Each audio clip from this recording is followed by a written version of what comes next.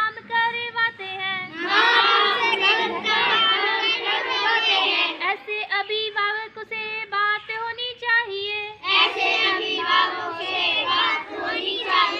जिम्मेदारी जिसकी उससे बात होनी चाहिए। जिम्मेदारी जिसकी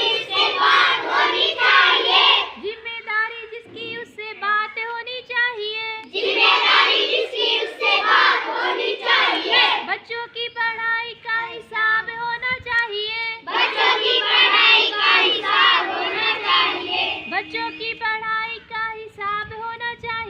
बच्चों की पढ़ाई का हिसाब होना चाहिए। कुछ ऐसे बच्चे हैं जो स्कूल रोज आते हैं। खाए पिए बस्ता लिए घर को लौट जाते हैं। ऐसी पंचायतों से बात होनी चाहिए। जिम्मेदारी जिसकी उससे बात होनी चाहिए। बच्चों की पढ़ाई का हिसाब होना चाहिए। कुछ ऐसे बच्चे हैं जो स्कूल रोज आते हैं।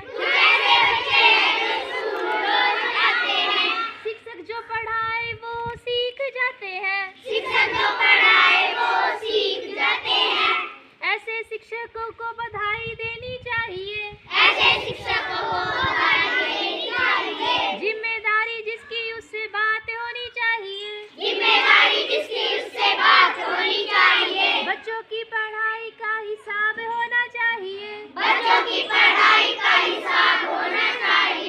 होना चाहिए या नहीं?